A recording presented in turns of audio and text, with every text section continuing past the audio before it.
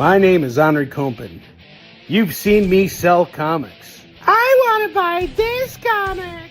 Too bad, because that comic sucks! You're watching Onrie'S Comic Mukbang Reviews. Prepare to get banged. 5 episodes in, and we're in a seedy hotel room in Oklahoma City. What's up, everybody? You're watching Onrie'S Comic Mukbang Reviews. I'm your host, Onrie'S. It's great to be here with you guys. We're coming to you live from Oklahoma City. I just got in this afternoon and set up at the convention center where I'll be working this weekend at booth 203. I have a new setup over there. It's looking pretty badass. I guess I can show it to you guys. I'm really excited about it. I have a brand new booth set up now, and I've been working on this for a long time, and so getting it in shape has been a real long process for me, like just getting everything together. And like I was telling you guys about the banners and the challenges with that, you know, it's finally worked out, and everything looks really good. So I guess I can share it with you guys now. Give me 1 second here. I'm depending on the hotel room's Wi-Fi. So if some things are going to take a little bit more time, but hang on just a second. Share screen window. There we go. This is my new setup. So I'm all set up and ready to go for tomorrow, and I'm really, really happy about this. Just everything looks great. It all came together the way I wanted it to. And just the way everything is displayed on the table, the tablecloths, everything. I'm just so ecstatic. And I've been a little silent. I apologize. And it's mainly because I've been commuting and doing everything, but also because I've been reading all these comics. So this big stack of comics that we're going to review today, I read them all today. So most of them I read on the airplane on the way in. And we had a good week for releases, actually. There's some really good books that came out. And we're going to start off with one that I was not expecting to like. Amazing Spider-Man number 29, latest issue of Amazing Spider-Man. We got a really cool Mark Bagley cover here. And Mark Bagley, for those of you guys who don't know, is my favorite Spider-Man artist of all time. You know, Bagley is one of the reasons why I'm in comics. I love his artwork so much. And this is a really cool cover. And we're seeing a story, a plot line play out that was set up at the very beginning of this current run by Joe Kelly, which so it basically starts with Peter gets in touch with an old childhood friend who gets him a job at this lab, and you know, Peter's got a new job, and this guy's somehow tied to some shadiness that is happening. And then, you know, Peter gets thrown into a separate dimension through his battle with Hellgate, who's like, honestly, my biggest problem with Hellgate is he's not a Spider-Man villain. I'm not a big fan of Hellgate. He has nothing to do with Spider-Man whatsoever. He throws Spider-Man into an alternate dimension, and now Spider-Man joins like this Guardians of the Galaxy crew. I absolutely hated all of that. But now he's back and he's trying to get his life together, and it's just like, man, Peter needs a real serious retcon, and I just want to see him in a better place. Not necessarily better in the sense that like his life is perfect, but like I want to see this character grow. I really hate this idea of, oh, he's single again and oh, he's back to where he started. It's like, cut this bullshit, all right? I'm like sick and tired of this shit. You know, like, I get it. It can happen like this in real life, but like there's no real growth within the characters. Relationships with people are getting worse. They're not getting better. You know, he's not learning. He's not growing. He's still just this stagnant character. And I really don't like Peter Parker. The way he's written, you're not meant to like him either. He's a cheap ass who never has a job, who can never hold a job down, you know, and it's like, oh, he's got responsibilities. Like, kiss my ass with your responsibility. If you can't do right by the people by you, your responsibility means shit. The whole thing about it is Peter Parker has to find a way to make it work and do right by the people that matter to him. That's what Uncle Ben taught him. That's what Aunt May taught him. So when he's not showing up to help Aunt May clean up Feast after all the events of the Death Spiral, that's it's kind of disappointing, to be honest with you. I'm really just not digging this, digging that. However, this is a good issue of Amazing Spider-Man, meaning it's written well and it's illustrated well. I really like Pete Woods is the artist on this, and he does a really good job. This is also the first appearance of a new villain. There's a really cool sequence here where Spider-Man and Daredevil are training together. And what's up, Kevin? How you doing, dude? And I really like this. I mean, I really like this spread here. This is a cool, like, multi-figure spread of Spider-Man and Daredevil training. And, like, you get a little backstory of, like, how, he got, like, Daredevil got all this equipment from the Punisher because the Punisher left some, like, guns stashed around New York. And so Peter and Daredevil are training now, and they're pals and things like that. And that's cool. I like this. I like this rapport between Daredevil and Peter Parker. Or Matt Murdock and Peter Parker and Spider-Man and Daredevil. Like, they're training. They're helping each other get better. And I think part of that is also seeing these characters really live up to who they are behind the masks as well. Spider-Man is great, but, like, if he can't balance his life as Peter Parker, which clearly he can't and hasn't been able to in a long time, it's just he's not a hero anymore. He's now kind of reckless, to be honest with you. And I find it really hard to empathize with Peter now because of that. But like I said, this was actually a really good issue of Spider-Man. I did not hate this issue at all. We got a new villain here. His name is Spore. And here he is, kind of like setting up. But, this doesn't feel like something that the stakes still don't feel that high. This is Amazing Spider-Man here, and I feel like what I'm reading is Spectacular Spider-Man, which was like the kind of like the second tier. Like, that's where, like, the side stuff happens. That's what I feel like is happening in this series here. And they still got all the cosmic characters here, and it's like, this is just, get rid of these characters. They don't belong here. They're just, no, get rid of them. They're not part of the main Spider-Man lore. Like, 5 years from now, these characters are not going to be around. If they are, we got a problem on our hands. I don't. Here's the thing. So Leonard says Peter needs to have some good fortune for a time. He's constantly getting bagged on and still one of the most happy-go-lucky types. This issue is fun. I totally agree. What's up, Lorena? How you doing? Good to see you. Now, it's not that he needs to have some good fortune. He needs to start actually living up to his responsibilities as Peter Parker, not as Spider-Man, as Peter Parker. Peter Parker needs to start showing up for Aunt May. They need to do a whole issue where there could be, like, a crime happening, and he's just like, you know what? I can't be there to solve this crime right now because my aunt needs me. It's like, it's sort of like someone who has an important corporate job or whatever, and something happens. Like, for example, if I was working at a con and I got a phone call that my kids were injured or something like that, or something very serious happened, I would close up shop and I would go to my kids. Right now, I don't get the sense that if something happened to Mary Jane or Aunt May, for that matter, that Peter would stop being Spider-Man to go and be Peter Parker. And Peter Parker is an important part of what makes Spider-Man Spider-Man. So what I really kind of see is that Peter Parker's been a reckless character because they devolved him so much. And this all goes back to the whole one more day, brand new day thing. This is why I, as a fan, have not been as invested as in Peter Parker, because Peter Parker is not invested in himself. So why should I invest in him? Peter Parker's an asshole. Dude, he goes to a diner. The guy's like, hey man, you gotta put up or get out, like, we got other people coming in, and he ends up only spending $2. That's something an asshole does. That's not something Peter Parker does. So I don't buy it. I don't buy it for that. But again, the artwork on this is good. This is a well-written book. Joe Kelly is a great writer.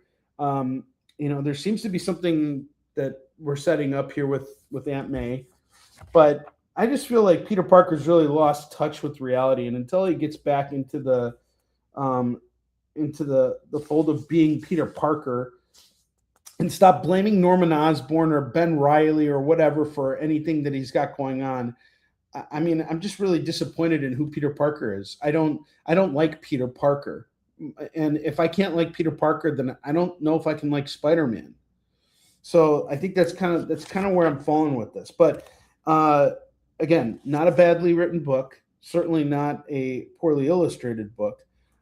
Spore is an interesting villain. I'm looking forward to seeing what's going to happen next. This next issue, has a promising build up. We got a cool looking cover here again by Mark Bagley for the next issue, which is coming out in 2 weeks. But we're like 7 issues away now from issue 1000 of Amazing Spider-Man, and we have the most lackluster build up to a milestone for this really important character in the Marvel universe. I'm not excited for Spider-Man 1000, and from what I've seen on online, not a lot of fans are either.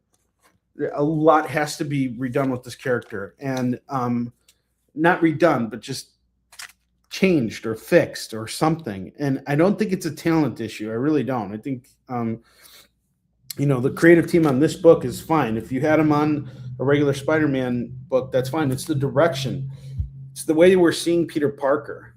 I think that's one of the many things that I think needs to be fixed. It's like he's always trying to fix his life. It's like, stop this shit. Stop trying to have him fix his fucking life already. He's a superhero. He's supposed to maintain some semblance of a normal life. And he's not maintaining a semblance of a normal life. He's not good to his friends. He's not good to his family. He's not good to anyone. And you can only blame the villains so much. So yeah, I know all the Spidey fans out there agree with me on this. But again, this was a good issue of Spider-Man. I was shocked. I was expecting this to be utter crap, but it wasn't. It was a good issue of Amazing Spider-Man. We're very lucky. And this is called The Amazing Spider-Man, but it really felt like an issue of Spectacular Spider-Man or Web of Spider-Man. It's like the stakes are just so low. That's another core fundamental problem with this series, is that I don't give a shit. Clearly, Peter Parker doesn't give a shit about his life, so why do I give a shit about Peter Parker's life? The original Spider Gang War story from 1986 was great. We need that kind of storytelling. I haven't read that one. I remember it. I have a lot of those issues at home because I've been kind of like building up my ASM lot from 200 up to 300, just coming across those books where I can. But yeah, I mean, I can imagine it would be, because it was a contained story, and the people who were writing Spider-Man had a better understanding of who the character was back then. I think now he's just been changed and retconned so many times for the worse that, this whole brand new day thing, again, I'm not going to blame Dan Slott. Dan Slott's not the problem here. It's just the overall direction, right? It's like Dan Slott didn't come up with the idea for Brand New Day. He was given the job of writing Brand New Day. Two different things completely. But doing all that ruined Spider-Man for me. And that happened years ago. And I read this because I'm not a fair weather fan. I'll be here for Spider-Man no matter what, I guess. And I hate that. I want Spider-Man to be a great book. Even though this issue was decent, this is the best Spider-Man issue I've read in a while. It's not stellar. It's not like, this is definitely not my pick of the week. If I had to rate this Spider-Man issue out of like 5 or whatever, however my rating system is out of 5, I would say this is probably like a 3.5 out of 5, which is pretty good for a Spider-Man book right now. Most of the time it's like somewhere between, 2 and, 1 and 2. I mean, I don't know if it's gotten that bad, but somewhere between 2s and 3s. So this is 3.5. It's a little bit better. All right. So 3.5 out of 5 on Spidey this week. Next book I was really fucking shocked with. I was like, holy shit, I can't believe this book was actually somewhat good, because it definitely doesn't start off good. We got Reborn Ultimate Impact. Jesus fucking Christ, with all this Ultimate Impact, Reborn, my ass shit. It's like, can you just either end the fucking universe, please? Just end the put it out of its misery. Take the dog out, back behind the shed, put it out of its misery, move it on. Fido's had a good run. Like let's move on, or build up to something. It's like I don't care. And I was even less excited by who was writing this because it's Christopher Condon, who did the Ultimate Wolverine series, which, oh my god, did that drag. And I just want to say, if you're a fan of Magic, that stupid fucking character with the blonde hair and the big sword, fuck you. I hate Magic. Fuck Magic. Such a boring ass, stupid ass character. Fuck her. And she's in everything now. Everything. And she's so fucking lame. I hate that fucking character. So if you're a fan of it, that's cool. I'm not going to judge you. I was just kidding. I'm being an asshole. I'm sorry. I don't mean to be a jerk. She's not that bad. Well, she is that bad. I don't like that character. All right. I'm not a Magic fan. Is that even her name? Magic? Magic with a K. All right. Well, let's talk about this book here. So it starts off, and I'm like, okay, this is going to be a shit fest. Just like looking at page 1, I'm like, this is going to put me to sleep. Fuck. This is done for. Especially when they start bringing up Annihilus and Annihilus and all this. I'm like, boring, don't care, the day. I'm like totally about to get into a snooze fest. And then they cut to Miles Morales. And I'm like, okay, Miles I can follow. Not a big Miles Morales fan, by the way, but I can follow Miles Morales. I've accepted Miles Morales as Spider-Man. And then they bring in the Spot. And I'm like, okay, this is getting hot now because I really, really loved Across the Spider-Verse movie. I thought that was awesome. So now we got Miles battling the Spot. Okay, this could be interesting now. And it does get interesting, and it keeps, kind of building up to something. Because what happens is there's a lot of prenup with this. You had to have read Ultimate Spider-Man Incursion to really understand what Reborn Ultimate Impact is about. So what happens in Ultimate Spider-Man Incursion is Miles gets thrown into the current Ultimate Universe, which he was originally invited to go be a part of with the Maker because him and the Maker were the only survivors from the Ultimate Universe. The Maker was thrown into a prison by the, the Illuminati. And he breaks out of it and he goes over to Miles and he's like, hey, come remake the universe with me. And Miles is like, no, fuck you. You go fucking do that yourself, asshole. And so he goes and he does that.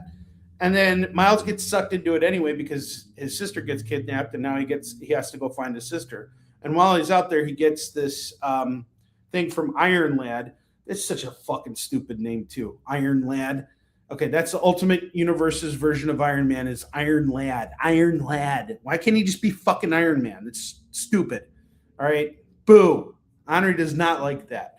But anyway, Miles Morales gets this big bag of, what are they called? Power crystals. And these power crystals are supposed to go to specific people, right? To give them the powers that were stolen from them by the Maker, by like fate or whatever. Like he reshaped the universe. And so, the power boxes is what they're called. So Spot's trying to steal that. Miles is trying to get this to Tony Stark. Why he delayed doing that, I have no idea because this is pretty fucking important. But he fucks it up because, of course, we got to have Reborn Ultimate Impact #2. But okay, fine. These things happen. Miles Morales is a kid. He just doesn't have experience. Blah blah blah. Whatever. Like we need to see things advance. So for the sake of that, this works really well. Really cool cover, by the way. Love the cover. But FYI, Captain America and Iron Man do not show up in this at all. So sorry, they're not in here. But a whole bunch of other characters come in here, and the end of this issue definitely leads to an interesting, a lot of interesting possibilities for issue 2. And issue 2 has an interesting cover here. We got Punisher on the cover and Annihilus on the cover. So we'll see where we go with issue 2. I have to admit, issue 2 kind of has a boring cover. Like Lionel Francis, if we look at the cover for issue 1 compared to issue 2, we're looking at a downgrade here. This is not like an upgrade. And if you're going to keep doing something like this, like, like up the ante, Lionel Francis Yu is a great artist. Don't get me wrong. But if you're going to go from a highly rendered cover to Lionel Francis Yu, that's a big change in direction for the art, not quality, direction. Not sure I agree with it. But I'm sure there's going to be like 500 fucking variants of the second issue anyway, because there's always variants of everything nowadays. So everything gets a goddamn variant. Every new issue. Variant. Okay? There's probably even a variant of Onrie out there, too. A variant of Onrie with hair. With much better looks.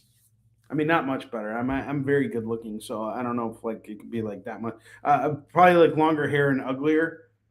So I'm pretty damn handsome. Ultimate Reborn, Ultimate Impact, Reborn Ultimate Impact. I'm going to rate this the same as Spider-Man, 3.5 out of 5. I think it was better than average. A little better than average. All right, next up we got Absolute Flash number 15. I've been following this since issue 1. Wally West is the Flash in this universe. Very different, setup because, it's the Absolute Universe and all that stuff. Great artwork on this, by the way. And between this and Absolute Green Lantern, this is the better of the two, in terms of, we got a retcon here, but like this retcon works well. And I like what they're doing with all the characters. I like the relationship that they're building between Linda and Wally, because in the main line they're married to each other, so that's working really cool. And in this Absolute Universe, I like this book a lot. It's got good artwork. I don't think this is the main artist who's working on it right now, but Jeff Lemire is the writer on it. The stakes are pretty high in this, and the rogues are different here. They're actually kind of like going rogue as opposed to being rogue villains. So it's interesting. And Wally is basically trying to save his father right now from Professor Thawne, who I think is Zoom, if I'm understanding that correctly. And he sees a future version of himself, and he's like, "Yo, don't do what you're about to do." And he's like, "Oh, I'm going to do it anyway because like I want to find my dad." So we're leading up to something big here. And there's a lot of serious stuff at play. And I find that to be true about all Flash books, by the way. Flash books have very high stakes because of the fact that you have time travel, super speed, all these things. Like nothing is ever taken lightly for a book that almost seems like it is comical in the comedic sense. But it's not. It's actually a very serious book. It's almost like, holy crap, things are about to get fucked up here, always. And that's a sign of a good Flash storyline. So this is pretty good. I enjoyed this. I'll give this the same rating, 3.5 out of 5. And I always found reviews, like ratings of reviews, like to be kind of like stupid. Like if you're going to give something a 3.5 out of 5, why not give it a 4? Or why not just make it a 3 or whatever? If you're going to say it's 1 out of 10, why 7 and not a 6? I don't know why. I'm just trying to give you guys a sense of what I think of it overall. And I think when I kind of say it's above average, it's 3.5 out of 5. That speaks a little bit more about what I think about it, And again, when I give you guys my reviews or my takes on these books, I'm not trying to tell you don't buy these books and don't read them. In fact, I challenge you, read these books and tell me I'm wrong. Come on here and tell me, hey, you know what? You got Spider-Man all wrong. Peter Parker is so much better when he's like constantly not, advancing because of this and that, like disagree with me, And I know that the people who make these, I know some of the guys who make these comics. In fact, I know a lot of them because I see them at conventions and everything. And so, it's not like I'm here to diss their work or to do anything like that or to even diss the direction of where things are going in comics. But my opinion is my opinion, and everybody's got one. So, you can either choose to agree with me or you can choose to argue with me. But regardless, the point of this show is never to discourage you from buying any of these comics. Buy them, read them, tell me what you think. And if my reviews give you a reason to go out and buy those comics, for better or worse, then I have done my job. That's the way I see it. I mean, this is a very delicate matter, reviewing things, and I have been very off the cuff when I do this, more so than when I am on my sales shows, because when I'm on my sales shows, I'm trying to sell you guys comics, not necessarily like give you my thoughts on them. But I figured, since I'm buying these books on a weekly basis and reading them anyway, I might as well give you my thoughts on them, especially since I'm a comic creator myself. But even as a comic creator, and especially as a comics creator, I know how hard this stuff is to make, and especially the comics that I make, I take my time with them, right? When you're working on an ongoing series and you have to get a book out every month, you don't necessarily have the same type of capacity to dick around with all the little nuances of these books. You got to kind of get stuff out there. The comics I make are for a specific purpose, and it's different than what these guys are doing, but I commend these guys in their efforts. I don't think I could do what they do, which is pump out scripts constantly like that. I mean, I could do it if I chose to do it. As of right now, it's just not the way I want to make comics. I want to tell the stories that matter to me and take the time that I feel is necessary. And a lot of these creators do that with their own projects, and they even do it with these books at times too. So, some of the best comics work we've ever seen and stuff that I've been inspired by comes from creators who just stick the landing when it's like a perfect collaboration comes together and creates the right inertia to like create an amazing storyline or an ongoing series. That's great. I mean, one of the things I'm doing right now, as I've mentioned before, is I'm collecting all Frank Miller's run on Daredevil. That was a monthly book, and that was brilliant, So it's possible for there to be good comics that come out on a monthly basis. It's possible for there to be really good stuff that is meaningful and impactful, but I think there's a lot of things that come into play for it, and it's a lot harder to do that with some of these mainline characters now than it has ever been, because they have such a extensive history now that it's very easy to divide the audience. But regardless what they're doing, there's something to be learned from it. And like I said, I always look for something that is working in every single book that I read. Particularly in Amazing Spider-Man. Like I mentioned, that really cool multi-figure spread with Daredevil and Spider-Man, that was really awesome. I really took to that. Reborn Ultimate Impact, even if it's doing something wrong with its second issue cover, jumping from whoever did this one, I'm not even sure, to Lionel Francis Yu, you learn things. It's like seeing, why did they do that? It's questioning, not necessarily just simply accepting and saying I hate it just for the sake of saying I hate it.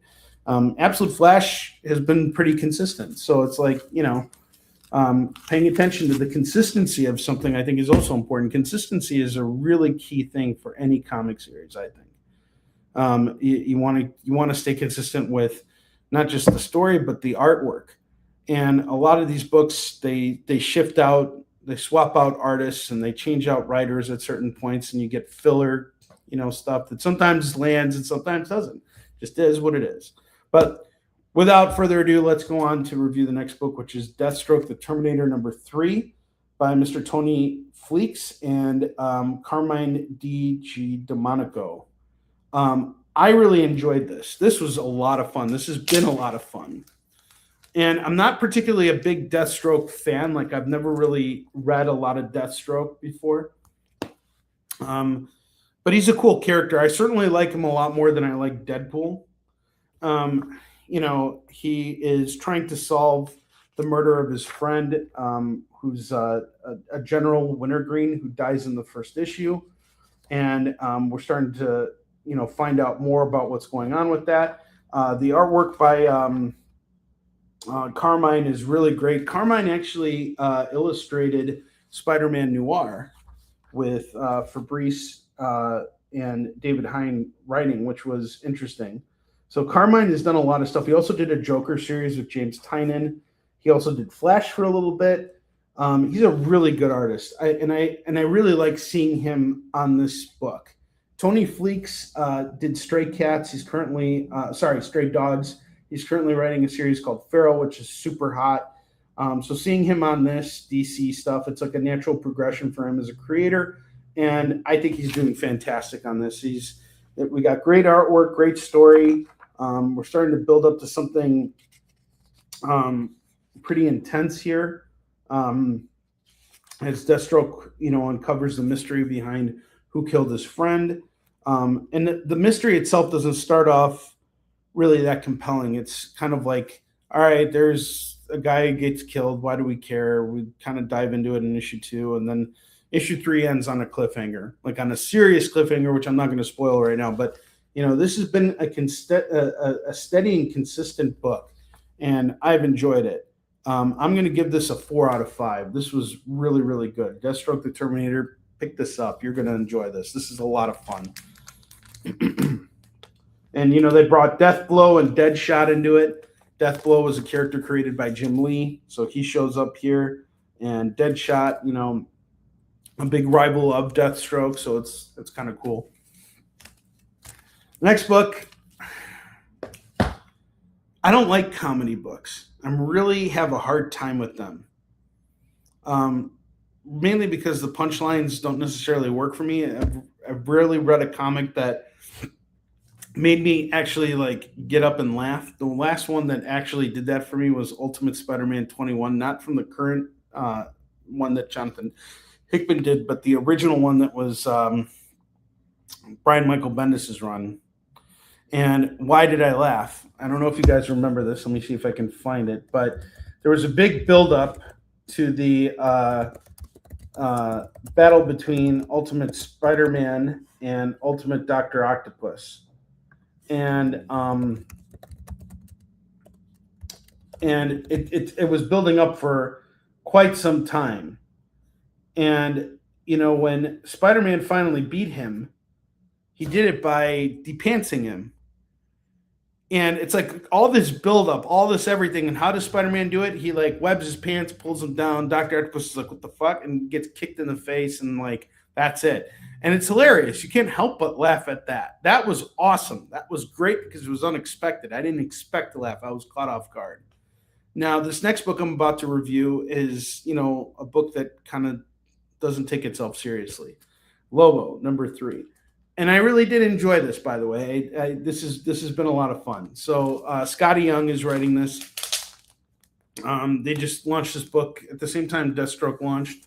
So every month that Deathstroke comes out, Lobo comes out on the same week. Cool covers, great artwork, everything's awesome. But again, I just don't care about Lobo as a character. I don't find him funny. He is very strange and very weird and all that kind of stuff, but nothing about him is funny. This issue, however, is cute in the sense that the art style changed, and it's actually a very cutesy art style, and we're learning more about Lobo as a kid. And it's a very coherent and easy story to jump into. And, it's fun. It's lighthearted. It's a very lighthearted book. It's not something that, needs to be taken very seriously. You know what I mean? It doesn't take itself too seriously, I should say. And that's actually, I think, a good thing. So, yeah, I enjoyed this. And Green Lantern shows up. A Green Lantern shows up in this. And what is it? A Moan Green Lantern. Some other weird color. Green Lantern shows up here. And it's part of the satire. So, Lobo's all about satire, but it's kind of like Deadpool in the sense that it's over satired, but this stuff's hard to write. And I don't think it's easy, but, I think that Nicoletta Baldari, who does the artwork on this, did a really great job. Scotty Young writing is great too. So I'm on board for this. And here's the thing. I actually had dinner once with the creator of Lobo, Roger Slifer, And this was in Long Beach in 2011. So, man, it was a long time ago. It was right before he got into a hit and run accident that actually tragically ended his life. Very slowly, as a matter of fact, because he was kind of like, he survived the hit and run, but then he was knocked out for like, I think a year or something like that. Like he was unconscious for a year, and then he woke up, but he just wasn't the same, and he couldn't fully recover, and then eventually he died, which really sucks. But Roger and Dak, my co-writer on Yusung Shin, my former editor, they created a character called Lunatic for Marvel, and then Roger went to DC, and him and Keith Giffen, I think, created Lobo. Both of those guys worked with Dak. But anyway, yeah, it's interesting to see what is going on with this character. And Lobo's got a lot of buzz around him right now because he's going to be in the Supergirl movie. So, and this is a cool cover. I mean, it's just it's a lighthearted book. I like this, and I'm going to give it the same review I gave Deathstroke. It's 4 out of 5 on this. It's really good, especially for what it is. I like it. But normally, this is not the type of book that I would pick up because I'm not into silly books like this. It's just not my cup of tea. All right, next book here. We've got a lot of reviews here. Man, so many books. The next book here is Wonder Woman 33 from Tom King's Wonder Woman. I can't believe I've been reading this book for 33 issues. And I'm currently reading Tom's Batman 2. And I've been very unhappy with Tom's Batman. Let me tell you why I'm unhappy with Tom's Batman. And I know Tom personally. So this makes this kind of hard for me, to share this with you guys. But, I'm not going to lend it. I'm not going to say anything about Tom being an unqualified writer or anything like that, or that like he shouldn't be working on these books. But I have been really questioning and perplexed by his writing on Batman, particularly when I see things like what I'm about to show you guys right now. So hold on a second. So a lot of what I've noticed with Tom's Batman is it feels like the writing is almost like severely underwritten and a little redundant. Like, I'm reading the War of Jokes and Riddles right now, and then Kite Man comes in out of nowhere, and it's like, Joker and Riddler are at war with each other. I don't even know why they're at war with each other. I guess one of them thinks jokes are riddles and riddles are jokes. I don't know. It makes no fucking sense to me. I don't know what the bigger message behind it is. I'm not following it. I feel like there's something missing here. But let's just look at this particular page, and I know it's kind of hard, but like in panel 1, we see Kite Man falling, and he says, "Hell yeah," and that's become a big meme for fans of Batman. But then we got panel 2, and panel 2 is a caption box that says, "I knew you were there," and then panel 3 is, "I'm sure," and then the fourth panel, Catwoman saying, "I knew you were there," and then Batman says, "I'm sure." So it's like we got a redundancy in dialogue for 4 out of the 5 panels of this page. Art's doing its job just fine, but like, what kind of context do we have here? What's being added here? I don't know. I don't really see anything being added here. This kind of feels like phoned into me, to be honest with you guys. It's like, yeah, I just wrote this dialogue and I got paid my page rate. And it's like, seriously, dude? Like, I could write that. I could write, the same thing in every single caption box and word balloons. That would be great. I don't know if I'd sell many books, and I don't know how people would feel about it, but, I could certainly get away with that. But, it's like the more and I've had a lot of conversations about Tom King's writing lately with different people who are reading different stuff that he has written. And, I've read enough stuff that Tom has done. I've read his Vision. I've read Mr. Miracle. And I've read most of Strange Adventures. And now I'm reading his Batman, and I'm reading all of his Wonder Woman. And he is a very difficult writer for me to embrace. But he's a wonderful guy in person, by the way. Tom started out in comics around the same time I did. And I probably have told this, if you're watching this now, I've told this story a million times. The first time I met Tom was in 2012 and at San Diego Comic-Con. And he had just released his book, A Once Crowded Sky, which was a novel about superheroes.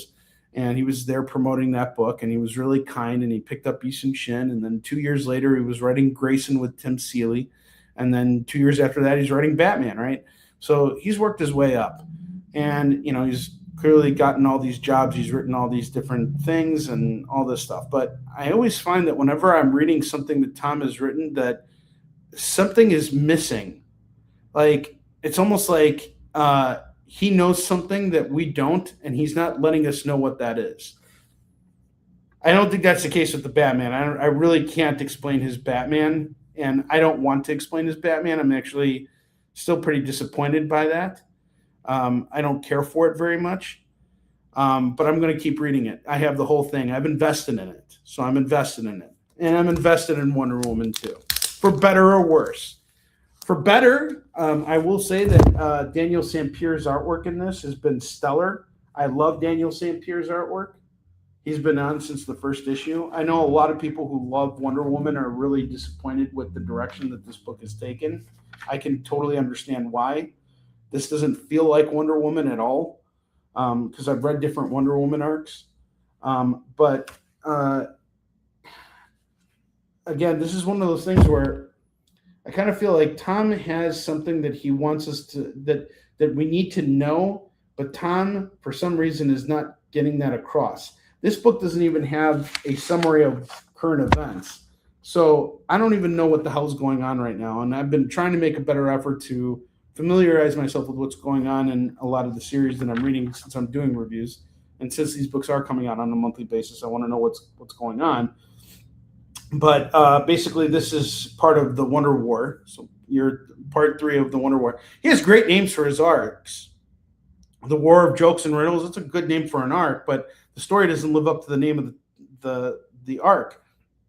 I feel the same way about the Wonder War. So Steve Trevor got killed back in issue 14. Now he's back. We're in the future, and Trinity's grown up, and Wonder Woman's older. They're in the middle of a war with this new villainess who has captured Superman and basically tortured him to death. And now she's going to hell to fight this villain. And, I think that we're about to see a big throwdown between the two of them in the next issue. Lots of setup here. Tom's been really taking his time to set up stuff. And it's sometimes like it's just a really exhausting setup. And it's kind of like that Punisher series that came out recently, or not Punisher series, that Punisher One More Kill, or One More, what was it called again? The Punisher One More My Ass, Punisher One Last Kill. It's like the One Last Kill Punisher thing could have probably been done. It was like kind of like a poor man's John Wick, if you ask me. It's like lots of setup, not a lot of payoff. The payoff at the end was good, but there were just, in my opinion, wasn't enough punishing. Here, it's like more setup, and we'll kind of see where it goes. This gets a 2.5 out of 5 for me. It's just another issue of a book that I don't really care about, but for some reason I'm buying every month and continuing to support. The shining point for me is Daniel Sampier's artwork, and I really hope that the payoff that Tom is building up to works out. But Tom's not winning me over right now with his writing on these books. I got to be honest with you. And again, great guy. He's a good person. I love him. But yeah, I'm just not feeling it with Wonder Woman, and certainly not Batman. Maybe if I see him and he explains something to me, that would be great. And if I'm missing something, challenge me. Let me know what I'm missing. But I really feel like certain things just don't play out. And his Batman wasn't off to a bad start, actually. I mean, the first 20 issues of it were okay, but sometimes I just kind of feel like these characters are not written as their characters. I kind of hear Tom's voice as he's writing them. I don't feel like they're actually themselves. I don't feel like the situations really make much sense either. Like in the War of Jokes and Riddles, I'm kind of giving a review of that too. There's an issue where Bruce Wayne hosts all of Batman's villains to try and, make peace over this war. And you got all of his villains who are clearly picked their sides. And why would they pick sides in this war between jokes and riddles? Like, this makes no sense to me. Like, Penguin's like, I'm with the Joker, and Deadshot and Deathstroke are on opposite sides, and so they fight and all this stuff, and it's just like, this doesn't make any sense. And why is Bruce Wayne hosting a dinner for these two, for the Joker and the Riddler to come to terms, and not feeding any of the other villains who are there? It almost feels a little surreal, kind of like something like you would see out of Alejandro Jodorowsky's movies or something. So it could be that, but like, to me, it's like, come on, you're writing a mainline Batman book, write mainline Batman. In this case, I'm going to say the same thing. You're writing mainline Wonder Woman, fucking write mainline Wonder Woman. You want to do something like out there, like you did with Mr. Miracle, then, write that and make it a miniseries. Do an Elseworld story. But like, I just find his ongoing stuff to be like reaching too much, and it just never really catches what it's trying to reach for. And I think that's because it's not written for the right audience. It's almost like, what if The Sopranos was an ABC show, like on, what is it? What are they, the CW? What if The Sopranos was a CW show? Would it be The Sopranos? Probably not. It would be a very watered down version of what the show is, right? So certain things are meant to be in certain places. So, and I will say, in Tom's favor, I really did enjoy Mr. Miracle, and I enjoyed his Vision story. I thought that he had an idea and a vision, and clearly they're making a movie based off of Supergirl, and his vision for that, and his Green Lantern. He's heavily involved with this Green Lantern show, so he clearly has something going for what he's doing. I just feel like when I'm reading his comics, particularly his mainline stuff, I just feel like something's missing. Like, we're not getting the main picture, and I think we're getting a watered down version of what his overall concept is. And is it deep enough to really penetrate and connect with readers? That's the question. So I'm going to continue studying Tom.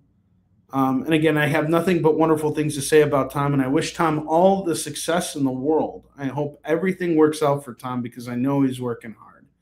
I've run into him multiple times at cons. He's been super kind to me. And so I don't want this to come off as me saying Tom King is a bad writer. That's not what I'm trying to say. I just kind of feel like his mainline stuff is just not connecting the same way that, his focused storylines are, like, Strange Adventures or Mr. Miracle, Vision, things like that. So that's where I'll leave this. All right, next book. We're talking about consistency earlier with Absolute Flash. Here's another consistent book. And for those of you guys who say, oh, Marvel sucks these days, you're full of shit, because you're not reading the right books. And I'm about to review a few Marvel books that are fucking kicking ass right now. First of which, Fantastic Four. Fucking great. This issue in particular, loved it. And Ryan North is the writer on this series. Humberto Ramos has been illustrating this, but he took some time off. Not a big Humberto Ramos fan. I'm not, like, depending on what he works on, but I'm not a big Humberto Ramos on Spider-Man fan. On Fantastic Four, though, he's been kicking ass. I fucking love his artwork on Fantastic Four, but he didn't illustrate this issue.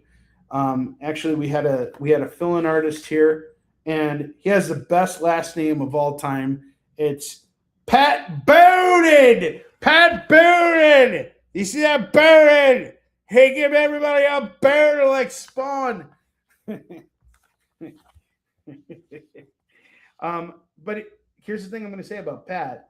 For someone who's filling in for Humberto Ramos, who has a very particular art style, he totally nails it. I mean, you don't feel like you're reading a different book. This isn't like jumping from, a highly rendered style to, a highly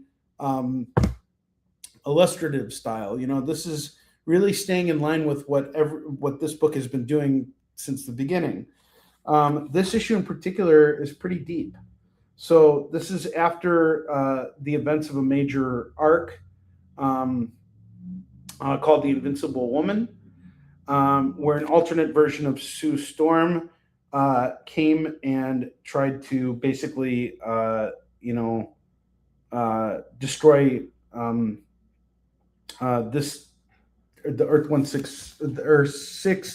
the Earth's 616 dimension, right? So she's been foiled. You know, her plot has been foiled, and now the Fantastic Four are like, all right, how do we prevent this kind of shit from happening in the future? Like, what do we need to do to like improve things going forward? And Reed and Sue and Johnny, they can't come to terms, and so they ask Ben, "What do you think?" And he's just like, "I'm not the person that makes these decisions. I'm the muscle. I'm like, keep me out of this." And then the next day, a big conflict comes into town. There's this big dinosaur called the Chimerasaurus Rex that attacks. You see him on the cover too. And the dinosaur is actually operated by a man, by a human, who is actually part of the continuity. So I won't spoil that. But after a battle, the Thing is the one who kind of saves the day here, and he's kind of the spotlighted figure here. And this is a pretty deep issue because the Thing really kind of outlines why the Fantastic Four are heroes that give hope to future generations. And there's a really beautifully written part of this that really gets me to think about a lot of things here.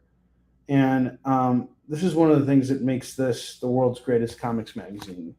Like I said with the last issue, I reviewed World's Greatest Comics Magazine. Indeed, it still maintains that after all this time. This is a really solid book, really great book.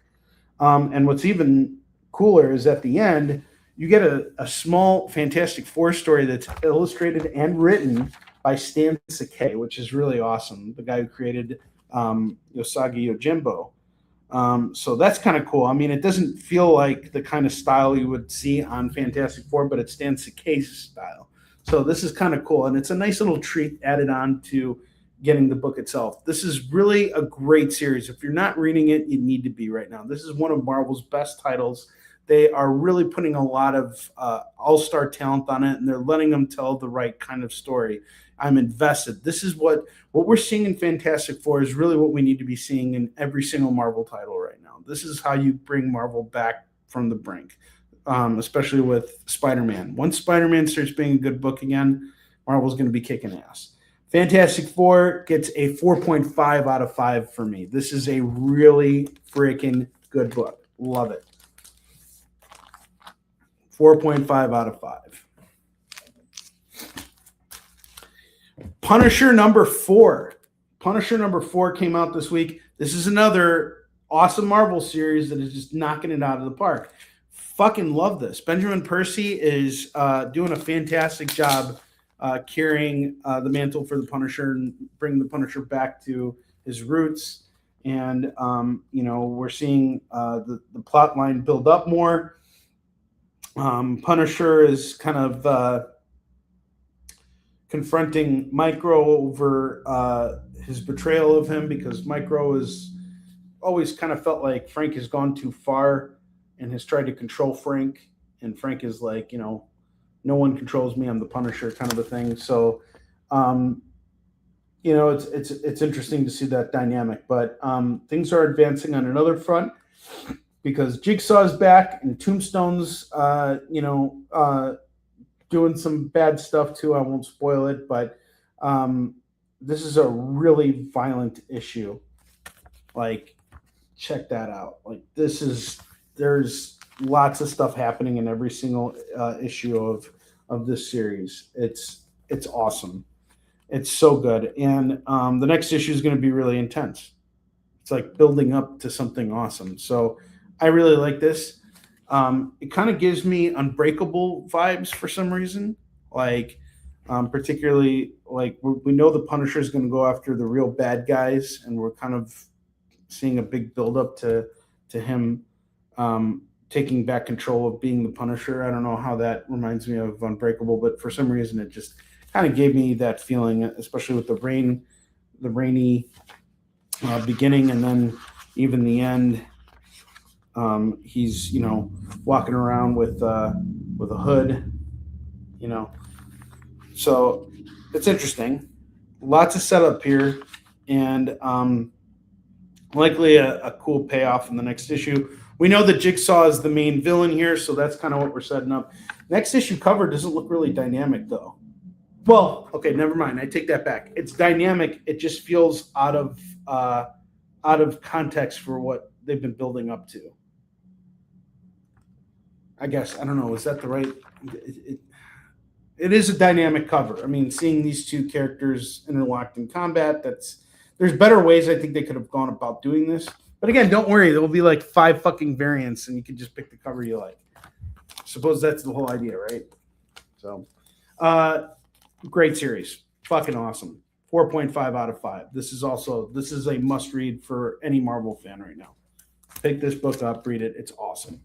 Next up, one of my favorite titles out there right now. This is awesome. Fucking Battle Beast. Battle Beast is awesome. No issue of this book can possibly disappoint you unless you're a fucking asshole. Period. This is so good. Ryan Otley, Robert Kirkman, continuing on this character who was born in the Invincible universe. Battle Beast has, saved this his little alien friend's planet, and now the planet is rebuilding, and he's bored, and he needs to go out and find the person who's going to kill him. He's not doing well sitting silently, and now he got a new threat coming by, and I'm not going to spoil it for you guys, but the next issue is going to be pretty intense. Really great book.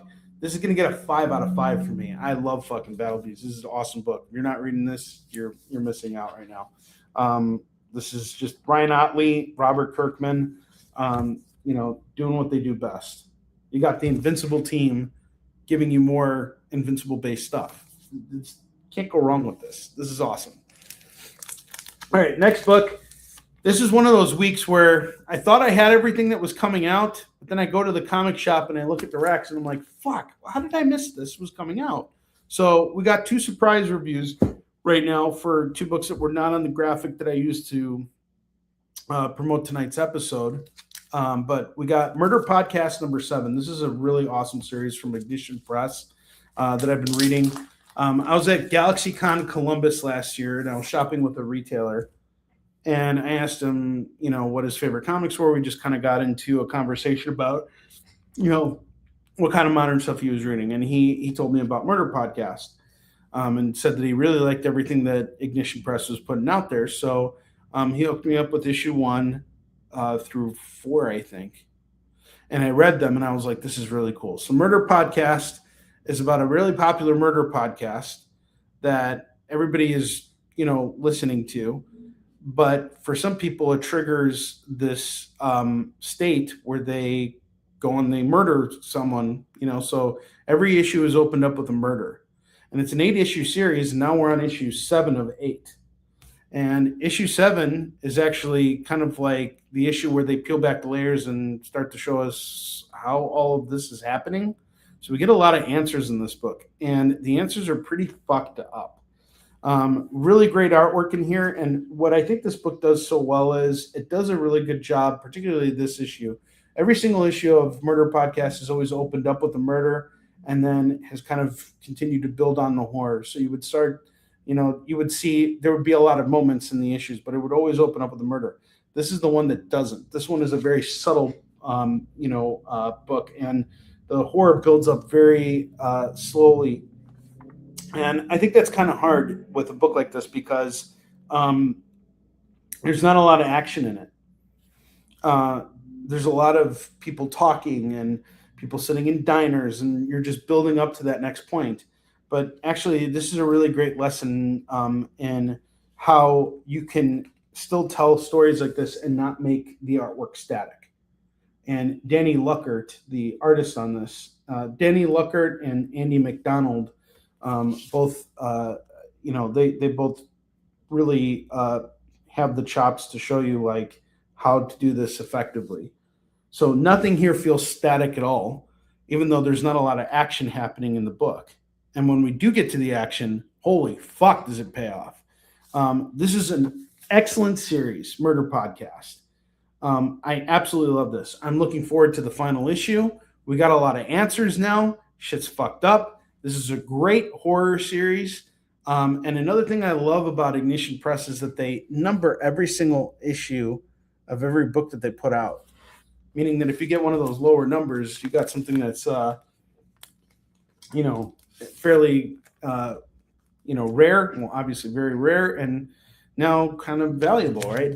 So this is a pretty cool series. I like Murder Podcast very much, and I have the 4,734th copy of this book, right? 37th, 4737. That's the copy I have. So this is pretty cool. I love the covers too. Every cover kind of like shows people falling into the people who fall into the transient state. They get into this trance and then they kill people. And then as soon as they kill people, they're like, oh my God, what did I do? I just killed my wife. I killed my boyfriend. I killed this person, whatever, it's what happens in every single issue. So this is pretty cool. And why it's happening, well, you're going to find out in this issue. But if you can get your hands on this, it's fairly easy, I think. There's different retailers. If you need me to help you find this book, I'm happy to help you find it. If you're a big horror fan, this is really good stuff. Murder Podcast, awesome book. Highly recommend it. I've been on board for the whole series, and I have to thank that retailer for it. So really appreciate it when another comics dealer can put me onto something new. So I actually enjoy it. Next book, I was not going to pick up this week. World's Finest, number 51. I like the series, but man, I got so much shit I'm reading right now that it's like, it's really hard for me to like jump on and pick up new books. By the way, Murder Podcast gets a 5 out of 5 as well in terms of my review of it. But I was at the comic shop and I'm like, fuck it. Let's just pick this up. Let's just read it. And I was really pleasantly surprised with how good this was. So written by Mark Waid and illustrated by Adrian Gutierrez, who illustrated a lot of Aquaman. Great artwork and great coloring on this book. This is like a prehistoric adventure with Batman and Superman. Story's not that deep, but I mean, you got Mark Waid writing it. There's a big war between dinosaurs and some other magic-wielding beasts or humans or whatever. Batman and Robin and Superman are in the middle of it. They're trying to find somebody, and they come into contact with another guy who's been there for a long time. Time kind of works differently in this universe. So it's a lot of stuff going on here, but really beautiful artwork and a coherent story that doesn't feel like it's dragging at all. Mark Waid is really good about that. And, the artwork on this series has always been consistent. Whether Dan Moore has been drawing it or not, it moves at its own pace, and it moves at a great pace. I like World's Finest. And I actually owe the fact that I got onto this series, I blame Jay Burns for this. Jay Burns is the reason why I've been reading World's Finest. But I'm liking it. I'm already on board. I'm kind of like slowly building out my run of this. Wherever I see issues like for cheap. So I'm on board. It's a good run, especially when Dan Moore is drawing it. So there we go. And I can't believe I've managed to do this all in an hour, but I'm now on my final book. And I read all these today, by the way. So, all of this stuff has synced in. World's Finest, we're going to give it a 4 out of 5. 4 out of 5 on World's Finest. I was really happy with that. So, and we now reviewed 11 books, and you guys noticed that a lot of these books, nothing fell under a 3 for me. Actually, Wonder Woman Wonder Woman is the only book that fell out of 2.5 out of 5. But other than Wonder Woman, every book has been pretty stellar this week at 3.5s and up. And we had quite a bit of 4s and 4.5s, and now we've even had a couple 5s. This is the final 5. Absolute Green Arrow. Now, if you pick this book up blindly and you start reading it, you're not going to be happy. You're not going to understand what's going on. So in order to really understand this book, you need to read what comes before it, which is just a one-shot story called Absolute Evil. And Absolute Evil came out last year. I'll show you the cover for it right now. Let's see if we can. Okay, there we go. Show you the cover for Absolute Evil right now. Share screen. There we go. Okay, so we got the cover for Absolute Evil. Absolute Evil is sort of like what serves as a prenup for Absolute Green Arrow, written by Jason Aaron. And this is awesome. So you need to read that first before jumping into Absolute Green Arrow, because I think you're going to lose a lot of context otherwise. Art-wise, this is incredible. Raphael Albuquerque kicks ass on this book. Pornsak Picciotti is his last name. I don't know how to pronounce his last name, but this dude's generating a lot of buzz right now. Picciotti.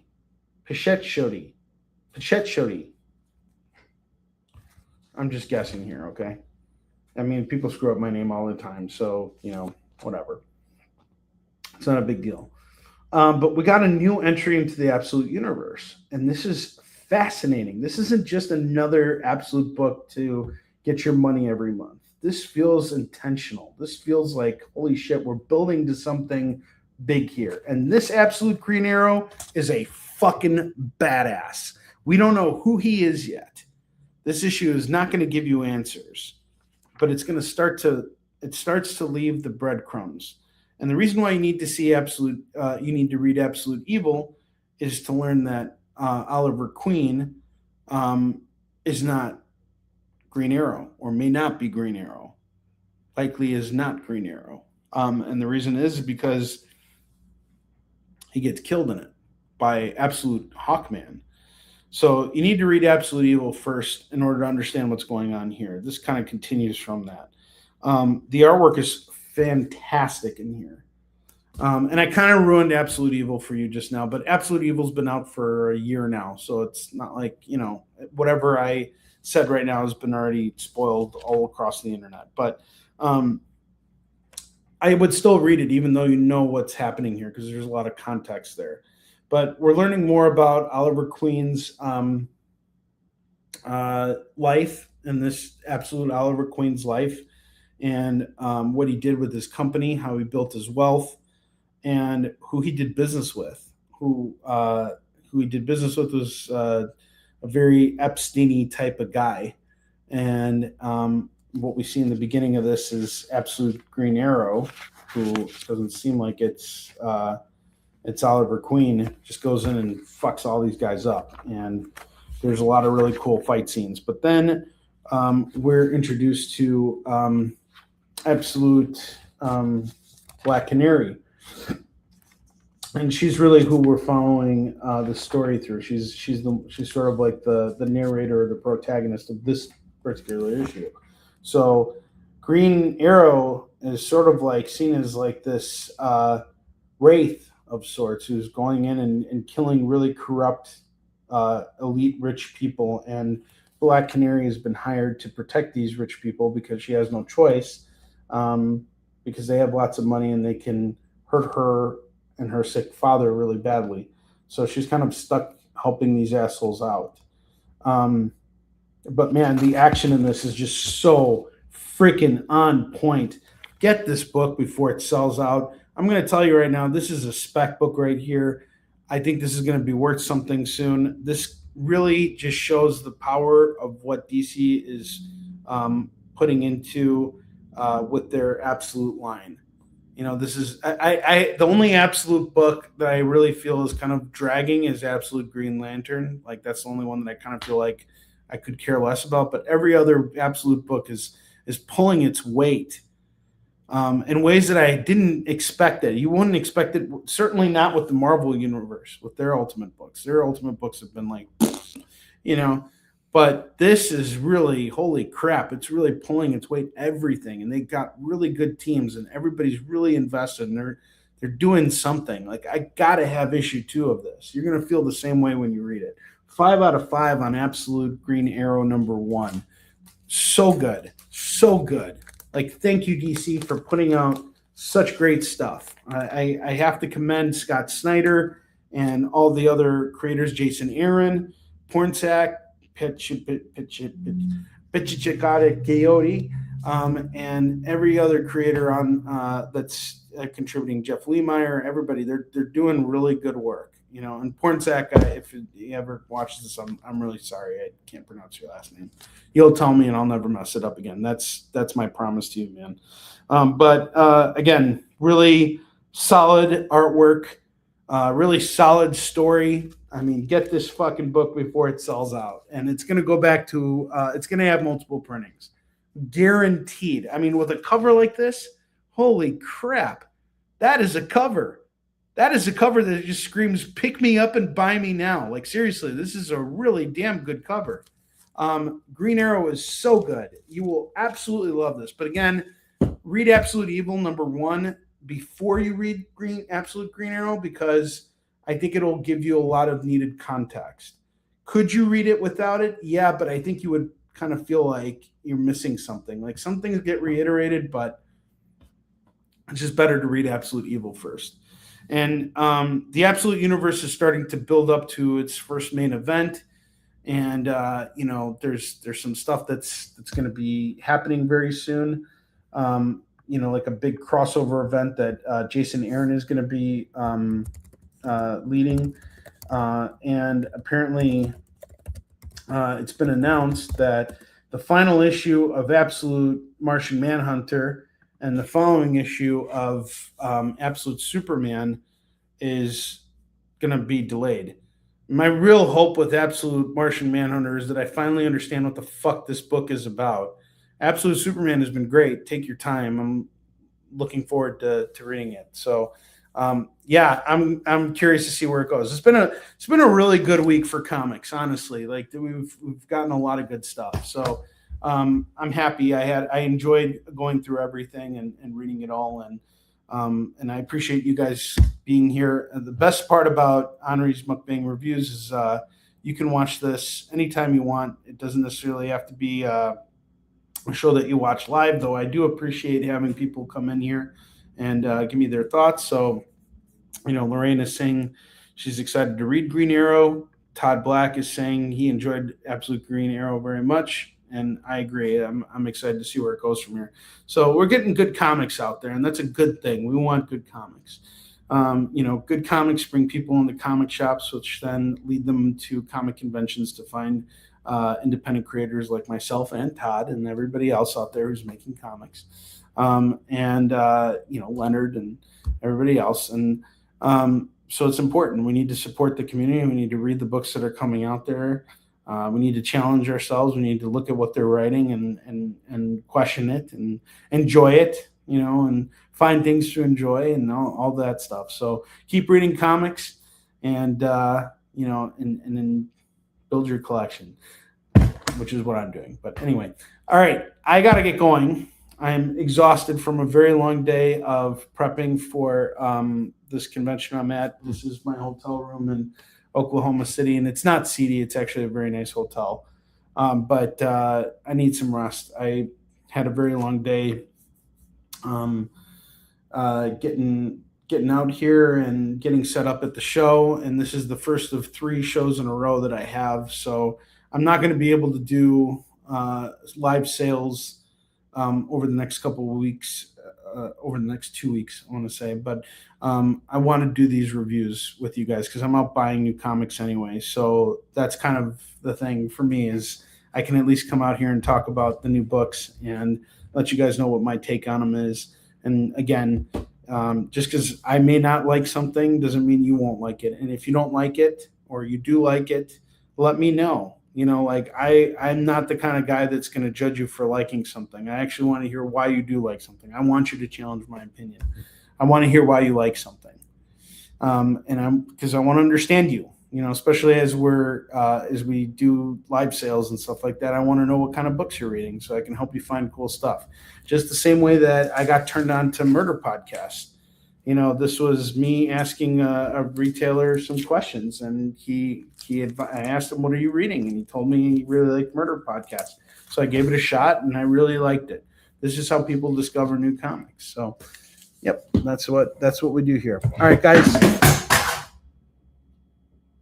I dropped my credit card machine thingy. It just got its ass kicked. Poor thing. This thing has saved me so much time and energy and money. I absolutely love it. Hey, thanks a lot. You're a good job. You do a good job of shutting up, Kurt. All right, good night, everybody. Now you know you do a good job. Lorena, have a good night too. Let me know what you're reading. I'm going to be out shopping this weekend, and I'm going to see if I can find some more of Frank Miller's Daredevil for myself. Frank Miller's Daredevil. I will see you guys next week. I'll let you know what my schedule is, but in the meantime, I'll be on the front lines at Galaxy Con Columbus. Don't do that. But I'll be at booth 203, and you can find me all weekend. We got a brand new setup that I'm really excited about, really proud of. I don't know if I showed you guys I did show you guys earlier, but let me show you again one last time. The brand new setup for cons here. Hold on, just a second. There we go. So this is my new setup now. I'm really proud of this. So, you know, I got in today and I set everything up, put a lot of work into this. So I'll be there all weekend showing off stuff. And I will see you guys later. Have a good rest of your evening and have a great Memorial Day weekend. I'll be back on the air next week. Take care. Love you all. Suck my balls.